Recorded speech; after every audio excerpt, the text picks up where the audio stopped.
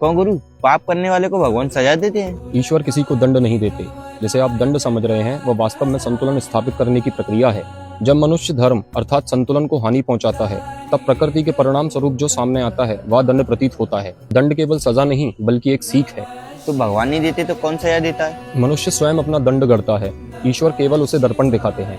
मतलब? जरा सोचो, जब आप मन के वशीभूत किसी को कष्ट पहुंचाते हैं तो सबसे पहली हलचल बाहर नहीं भीतर होती है। चेतना अशांति और भय का अनुभव करती है और यहीं से दंड की यात्रा प्रारंभ होती है।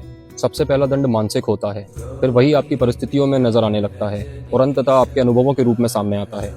यह कोई संयोग नहीं बल्कि संतुलन का नियम है।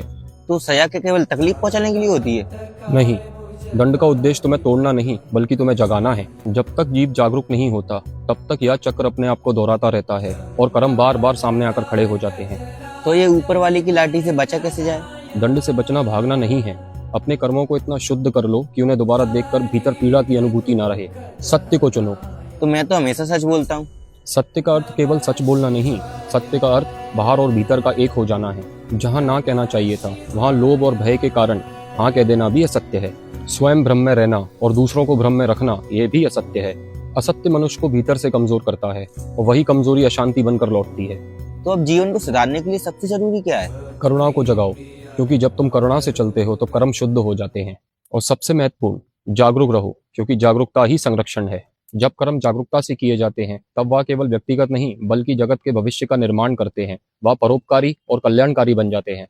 तो जाने अनजाने में भी पाप हो जाते हैं, उसका भी दंड मिलेगा? हाँ, उसका भी परिणाम सामने आता है, लेकिन उसमें दंड से अधिक शिक्षा होती है। जानबूझकर किए गए कर्मों में अभिमान होता है, एक उद्देश्य जुड़ा होता है, इसलिए उसका परिणाम भी उतना ही तीव्र होता है।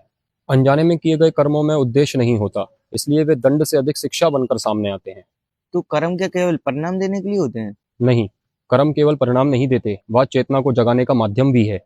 यदि तुम अपनी गलती को तुरंत पहचान लो और उसे भीतर से स्वीकार कर लो और उसमें संभव हो तो सुधार कर लो, तब वही कर्म तुम्हें जागृति की ओर ले जाता है। यदि तुम्हें किसी ने कष्ट दिया है तो उसे क्षमा करो और आगे के लिए जागरूक रहो, क्योंकि जागरूकता दंड को सीख में परिवर्तित करके समाप्त कर देती है।